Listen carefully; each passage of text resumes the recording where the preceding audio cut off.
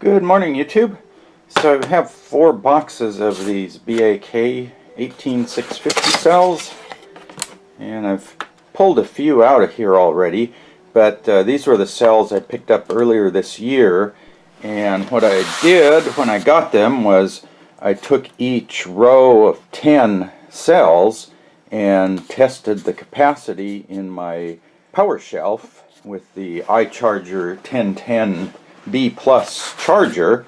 So I wrote down all the capacities of each row of cells there. And what I need to do now, and you can see I've already started, is I've got to pull 2 sets of 10 out of these boxes. I have a total of 4 boxes. This is just 2 of them here. But what I need to do is populate my cell holders here. Yeah, so what I have to do is pull out one of these rows here and fill the holder that way, and then pick another row and fill the other side, connect these pairs of cells together, and then build one of my battery modules here. So you can see there's the negative side, there's the positive side. The cells are tabbed together. So anyway, let's go look at the spreadsheet on the computer and I'll show you what I came up with. So I showed you this spreadsheet earlier this year when I finished capacity testing these 4 boxes of 18650 cells.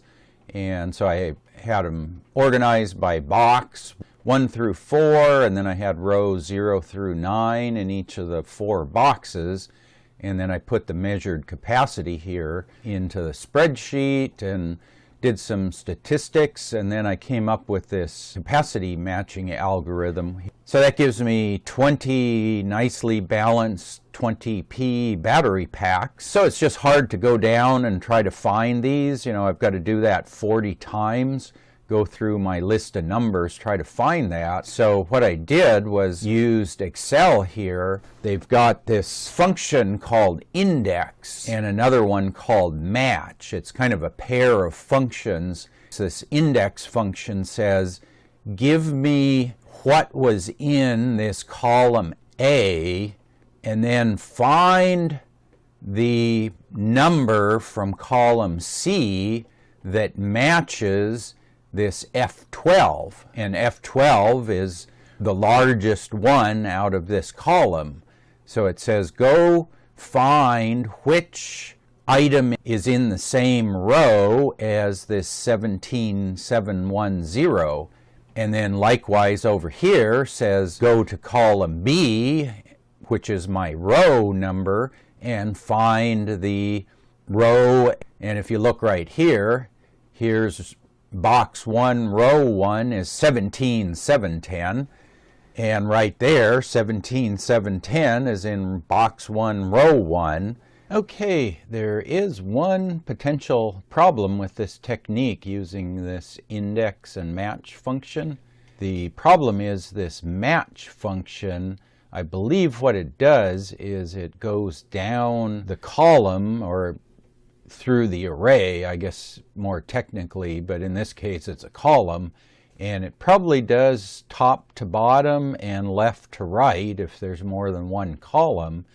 And what it's going to do is go down that column until it finds the first matching item, because that's what it does. And the problem is if you have 2 items in that column, 2 or more, that have the same number, it's only going to find the first one.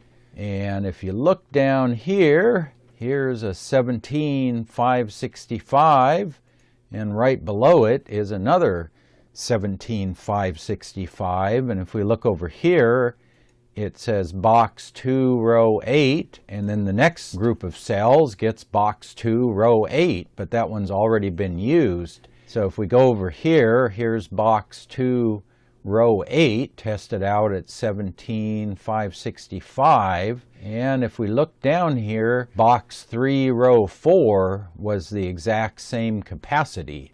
But a real simple fix for that is you just go into this first one, and let's just say it was 17565.1 milliamp hours.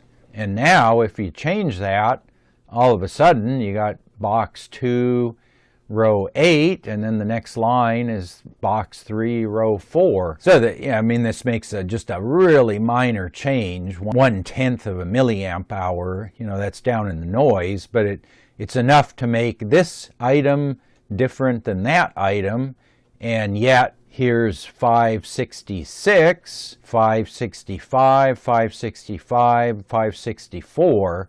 So these 4 lines now are all different. So now this match function finds something a bit different. I guess I've already built 1 through 4. I have that in a 4S battery. So now my next job will be to pull the groups of cells for 5, 6, 7, and 8, and I'll build the next 4 into another 4S battery. So we'll see how that goes. So that's the next step here, is I've got to pull, let's see, 5 through 8 out. And that means I've got to take box 1, row 2, that's 10 cells. And then I need box 3, row 6 is another 10 cells. And so in the next video, we'll look at taking these 10 cells and then these 10 cells and making 10 pair of cells out of those, and then that'll become one battery pack or module for the next 4S battery. And then I've got to repeat that 3 times until I have 4 modules, and then I put them together and make another battery. So yeah, if you have any questions on that process, post up in the comments section below. And if anyone's interested, I can upload this spreadsheet to my Google Drive page. But if you want to see how these functions work as an example, let me know and I'll upload that and put a link in the video description. I'll put the follow-up videos and then also the video where I created this spreadsheet over here on the left side if you want to check those out. And as always, thanks for watching.